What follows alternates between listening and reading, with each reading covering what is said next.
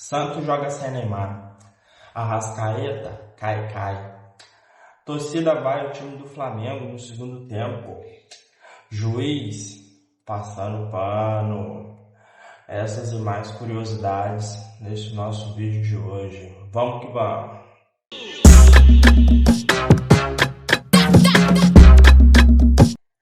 E aí pessoal, sou eu de novo, meu nome é Luan. Estou falando do nosso canal, querido canal Varal FC. Mais uma vez, opinião de um torcedor que está aqui com você, numa linguagem mais simples, mais familiar. E começando esse resumo aí principalmente do jogo aí do Flamengo, que foi disputado pela 10ª rodada do Campeonato Brasileiro. Foi um jogo assim, eu começo dizendo, um placar assim bem mentiroso. Por que eu falo isso? Porque no primeiro tempo, se o Santos já sai vitorioso, não seria nada demais. Até mesmo porque o Santos fez um primeiro tempo melhor que o Flamengo. O time do Flamengo parecia nervoso, entendeu? Meio que desorganizado. Vale ressaltar que o Flamengo ele teve uma piora depois da data FIFA.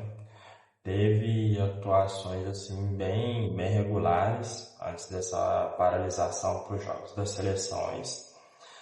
E na volta teve aquele placar humilhante. Placar em si não, mas o desempenho sim, aquele desempenho humilhante contra o Bragantino. E teve um susto do jogo de ontem, né? Onde o time só foi melhorar na segunda etapa. Principalmente depois que toma o gol do Santos. Diga-se de passagem, bonito gol do...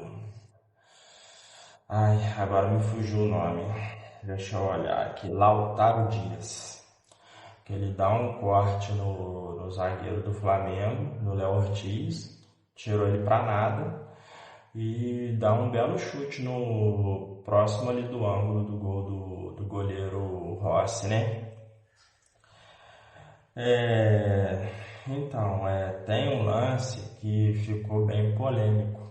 Aí entra a parte da passagem de pano da arbitragem,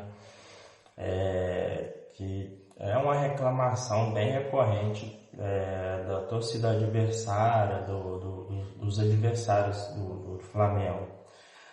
O Ayrton Lucas, ele dá um chute praticamente no peito do jogador do Santos, o Gabriel Bom Tempo.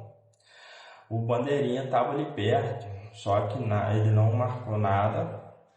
O juiz, o Daronco, como ele estava com a visão encoberta, ele não tinha como ele marcar. E mesmo assim o árbitro de vídeo não chamou, o VAR não chamou para poder revisar o lance. E assim, era um lance passível de expulsão, né? E assim, e o jogador saiu ileso, entendeu? Da jogada, saiu livre de punição. Dito isso, como já havia ressaltado, o Santos ele foi melhor no primeiro tempo. Não seria nenhuma injustiça se o Santos tivesse aberto o placar ainda na primeira etapa. Aí já passando pelo segundo tempo, tem um ponto importante um gancho que eu vou puxar aqui, mas que eu vou falar já, que é a importância dos times ter um elenco de qualidade.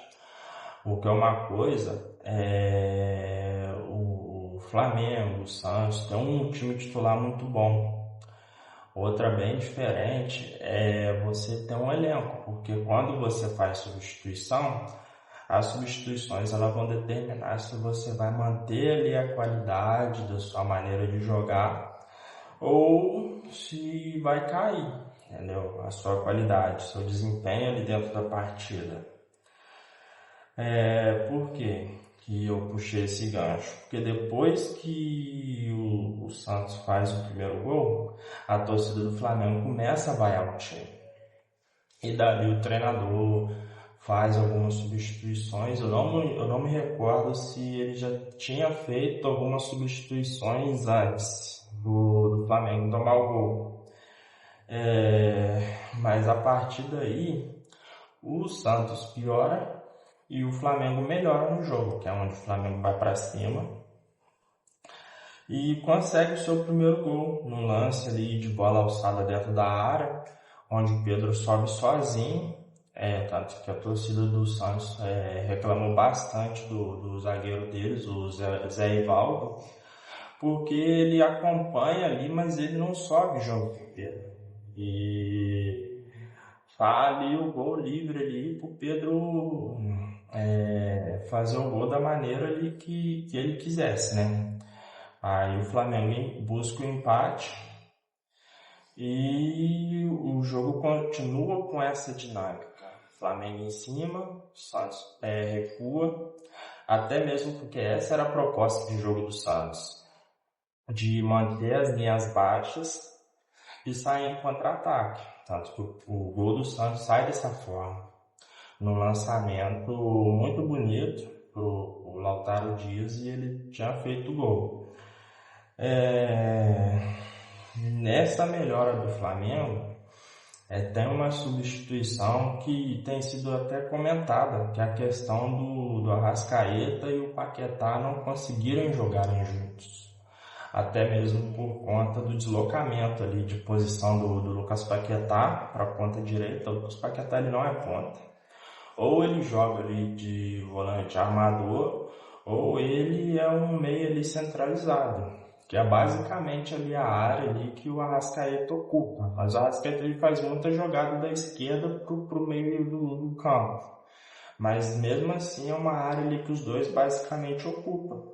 E por incrível que pareça, foi até uma partida melhor ali do Lucas Paquetá. A melhor partida desde que ele chegou. E foi onde entrou essa, não digo nem dúvida, mas digo certeza, porque o Paquetá fez uma partida muito boa e a partir dessas substituições o Flamengo melhorou no jogo.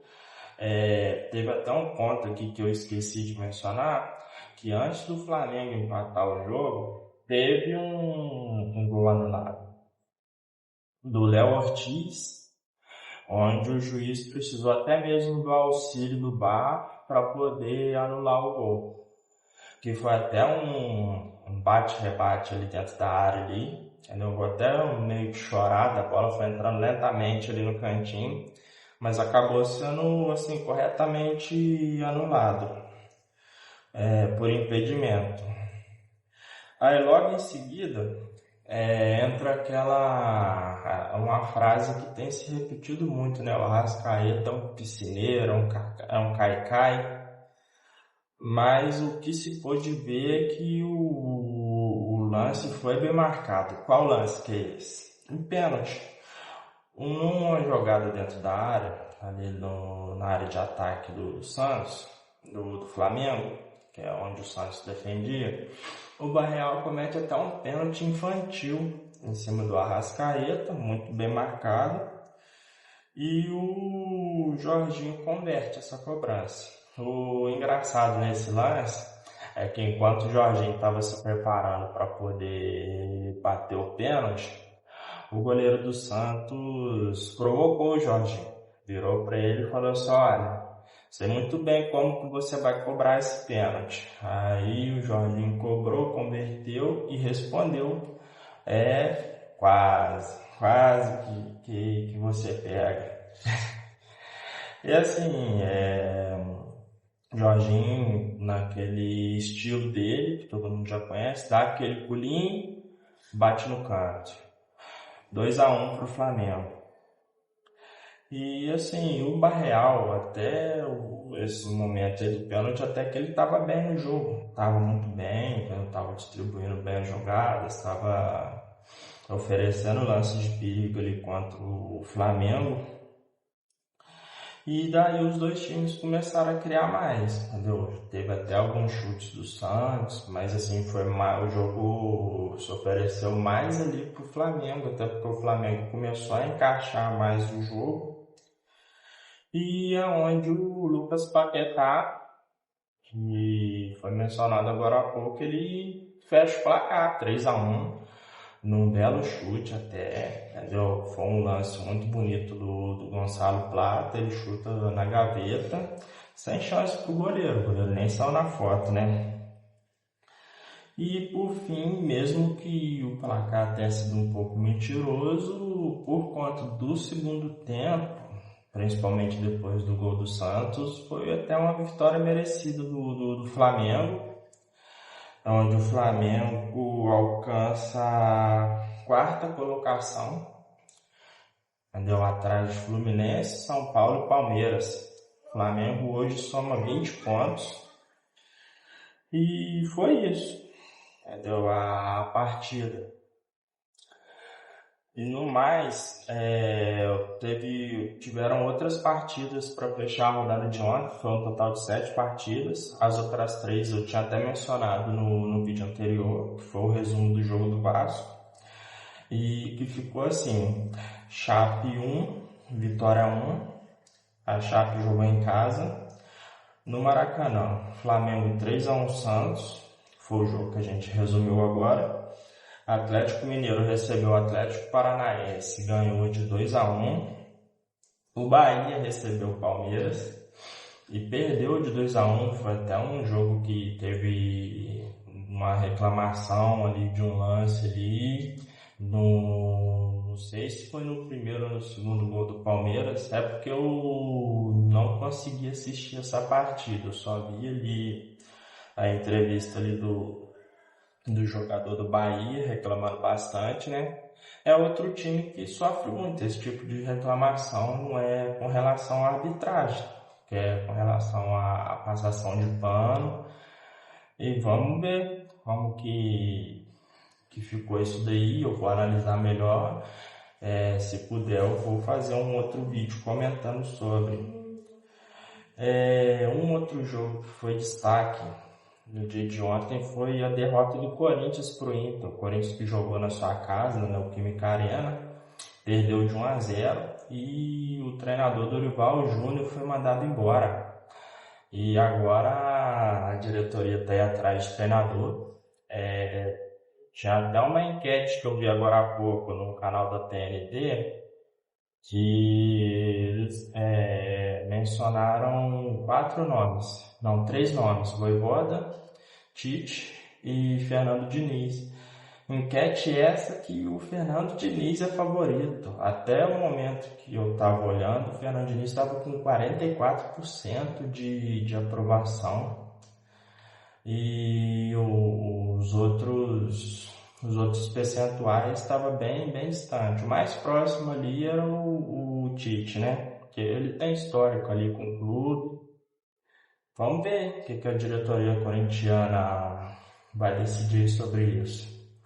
Até no jogo anterior, até falei que o Dorival Júnior tinha muito a explicar por conta do baile que o Corinthians levou do Fluminense na última rodada, tomou um 3-1, né? Outra partida foi Mirassol, que recebeu o Bragantino no Maior, perdeu novamente, perdeu de 1-0 para o Bragantino. Mirassol que ocupa a última colocação, já eu falo das posições aí na tabela. E para fechar, Grêmio recebeu o Remo e o placar não saiu do zero. E assim, foi até um resultado inesperado, né? Porque o Grêmio tinha esse favoritismo por jogar em casa, o Remo por ser um time que já estava vindo aí de resultados ruins, então foi novidade, né? Foi interessante esse resultado. Aí agora eu vou passar para vocês a tabela de classificação, que ficou assim: Palmeiras líder, bem distante até do segundo colocado, que é o São Paulo. O Palmeiras está com 25 pontos, o São Paulo com 20. e que vem junto com o Fluminense, com 20 também. Aí em quarto vem o Flamengo, em quinto Bahia, em sexto Atlético Paranaense, em sétimo Coxa, em oitavo Galo, em nono Bragantino, em décimo Botafogo, em 11º Grêmio, Vasco em 12º, por conta dessa derrota aí no Clássico, em 13º Internacional, em 14º Vitória, em 15º Santos, em 16º o Corinthians. Aí abrindo a zona de rebaixamento vem a Chapecoense em 17º, em 18º o Remo, em 19º o Cruzeiro e em último lugar o Mirassol, que não consegue reagir, né?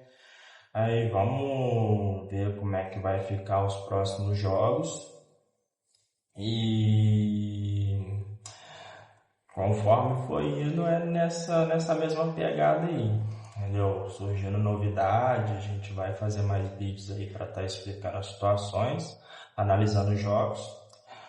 Com relação a Vasco e Flamengo, nesse meio de semana, os dois têm competições sul-americanas para poder disputar, Vasco pela Sul-Americana e Flamengo pela Libertadores. E são outras coisas que eu vou estar trazendo aí para vocês, o Matheus também. No mais, muito obrigado, deixe o seu like, comenta, compartilha e se inscreva no nosso canal, né? Muito obrigado, até a próxima.